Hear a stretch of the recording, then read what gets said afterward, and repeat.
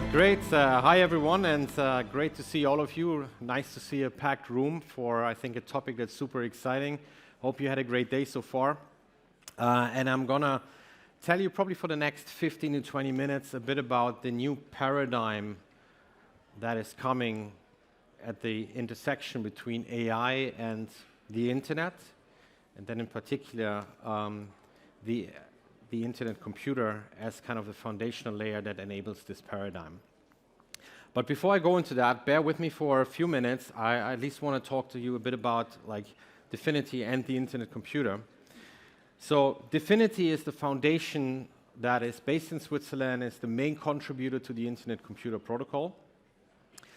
We have been called the NASA of decentralization, given our very strong scientific and academic approach. So just as some facts for you, like we're roughly 300 people in Zurich, in the US, in the Middle East, and in Asia. A lot of PhDs, a lot of top cryptographers, as you can see, with a lot of academic citations. And you really need that kind of super brain team to build what the internet computer is. And this is also why you see that there's an impressive amount of R&D effort that went into developing this infrastructure. Our vision for the internet computer is very simple. ICP makes the internet a world computer in the truest sense of the word. Now, I know you heard that term world computer a lot, probably, depending on how long have been in crypto. But this is really a different approach and a true approach of creating a computer end-to-end. What do I mean with that? Is as a means of a simple comparison, let me explain to you the structure of the internet computer, the different layers of the infrastructure. And I don't want to bore you with tech details, but that infrastructure is very important to understand for the things I'm getting to and why we will have a new paradigm of AI and the internet going forward. So, first of all, the network runs on sovereign hardware.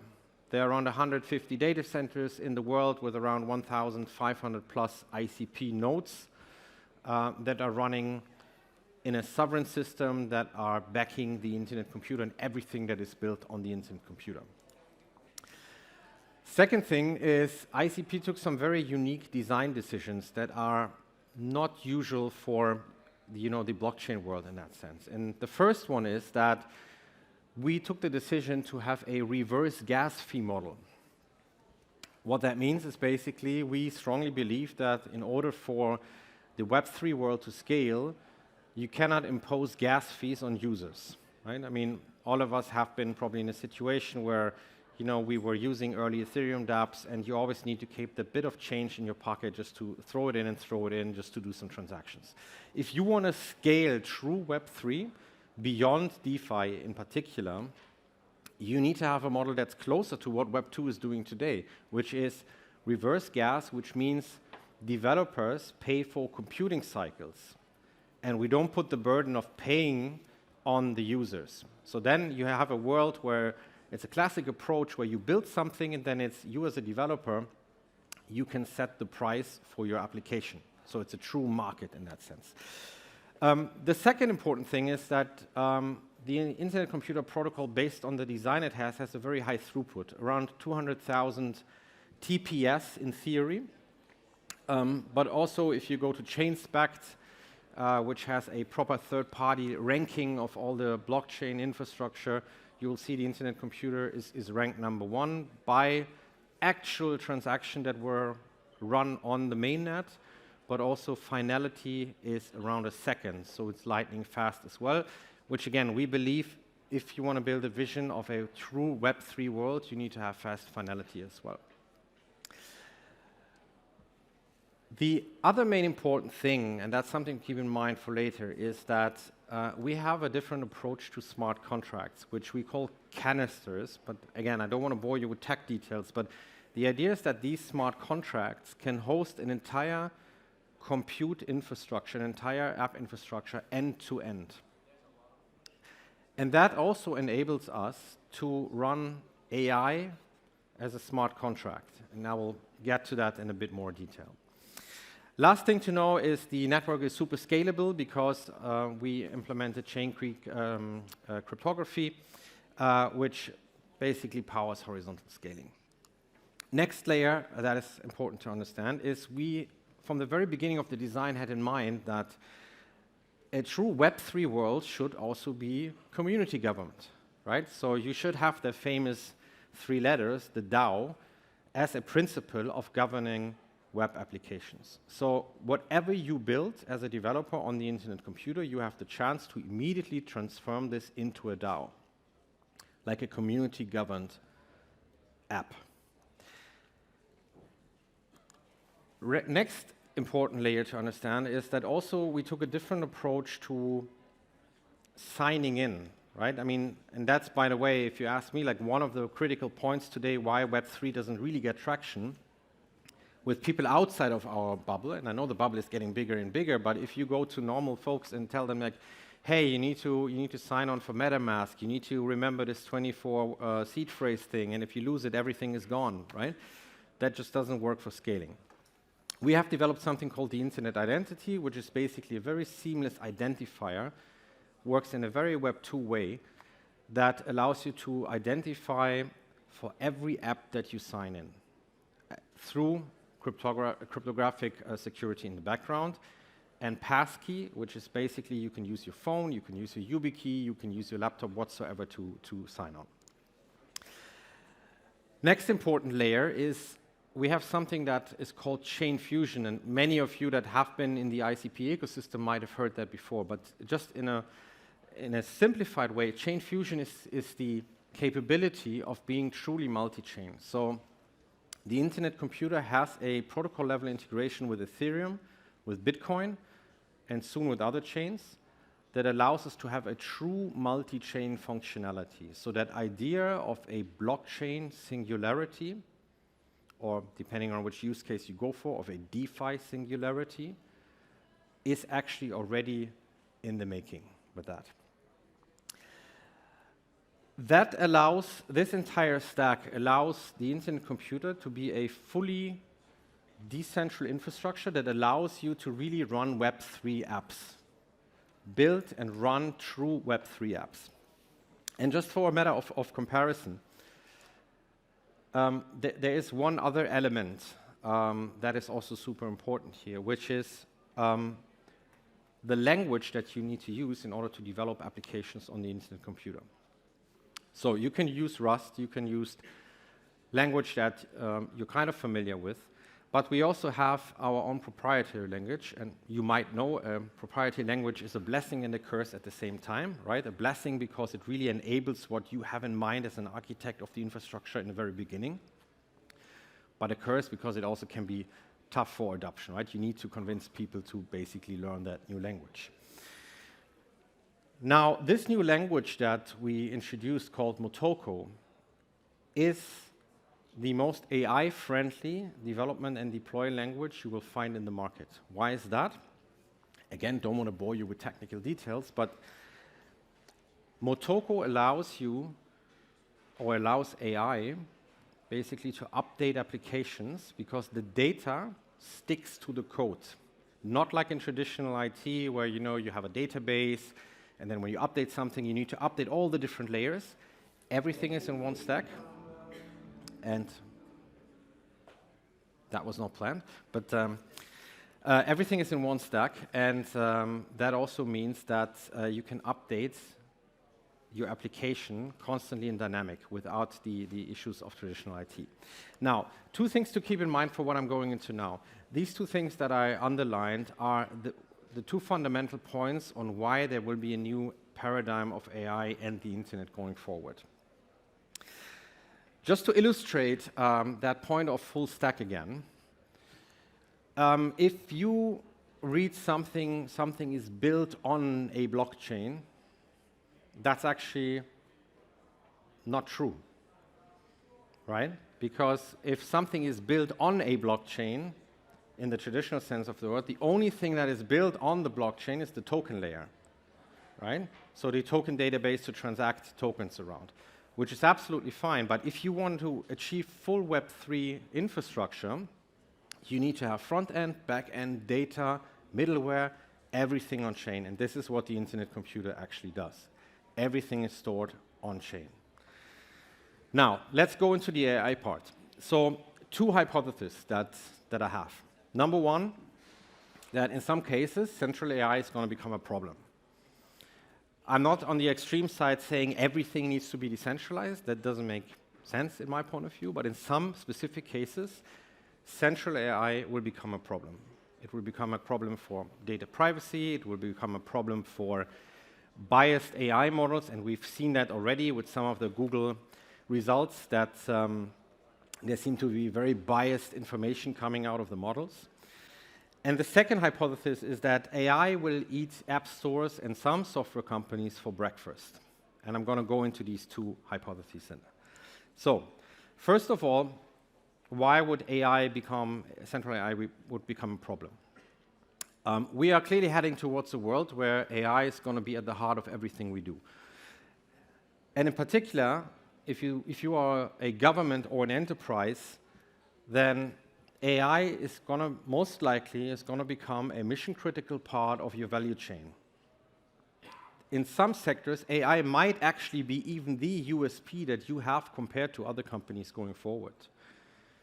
So for you, it is super critical that you can trust your AI model, and in particular that it is resilient, that it cannot be stopped, right? It cannot be stopped, not like a reference to Terminator and Skynet, but a reference to the fact that you cannot tolerate your AI model that is maybe operating critical decisions for you to have significant downtime or to be exposed to a lot of cyber attacks. For individuals, the point is that if you run your own private AI models, and I'm pretty sure we're going to get to a world where everyone is going to have their private AI model, you want to ensure that there's data privacy, there's ethical use, people cannot kind of go into the model and manipulate it, people will not be able to extract the data that you're using, and so on. The second part for AI, where I'm pretty sure is going to happen, is everyone's going to use AI for private wealth management, which is going to be a big disruption, by the way, for the wealth management industry. Now, there's a third perspective, which is the perspective of AI. What does AI actually need, right? AI needs to be enabled to be a participant in the economy. Now, all of these three things will be addressed and will be solved through having AI running as a smart contract, fully on-chain, fully decentralized. How does that look like? So, through significant R&D effort, our engineers have actually managed to deploy large language models completely on the Internet Computer, completely on a blockchain. Again, not to be mistaken with, like, I have a token layer that is coordinating a central AI. This is a pure, fully decentralized AI model. And the benefits are, in a nutshell, four things. Number one, you can run trustworthy AI models, because every input and output that is on that decentralized model can be verified. Second is, you can run private AI models and finally, you have data sovereignty over your models and over everything that the model is handling. Number three, you have a fair monetization mechanism for people contributing to models and for people providing models. And this is why also, like, you see a lot of marketplaces already popping up, a lot of LLM marketplaces, and so on and so forth. And the last point is, AI agents will have wallets. So, by nature, every AI model that is running in a smart contract has a wallet address. So, it will be able to transact digital assets.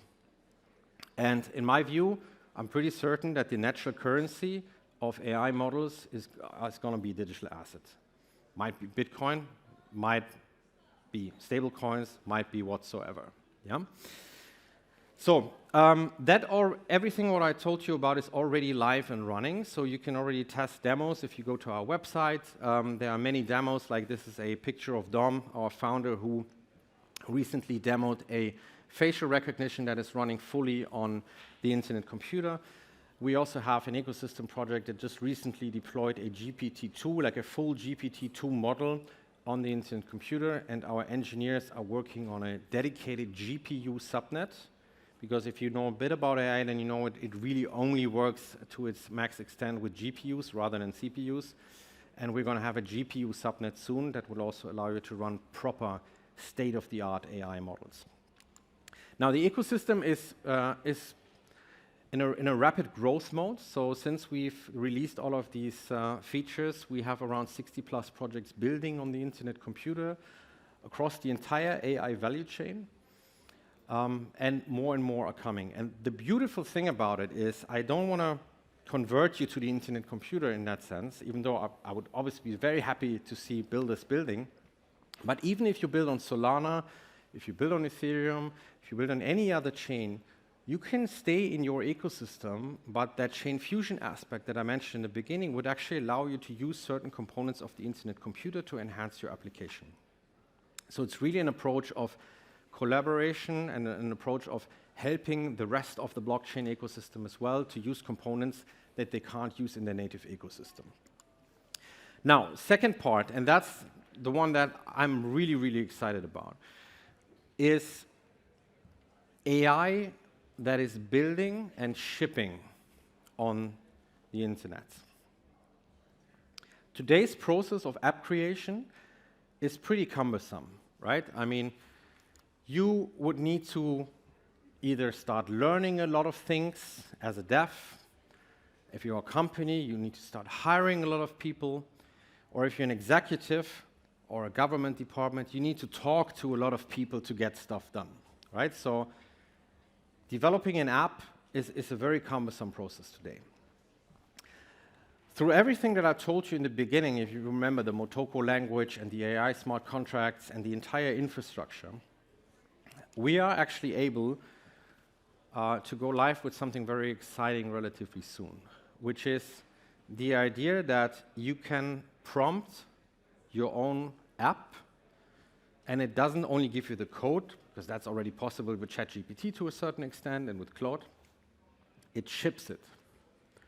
So everyone that can talk can become its own app store and basically can not only create web apps, but also ship it. So you will be able to prompt something relatively easy with your own natural words. The AI is going to return a URL to you, and boom, there is your app. And here comes that MOTOKO orthogonal persistence point, because you will be able to update your applications by prompting again.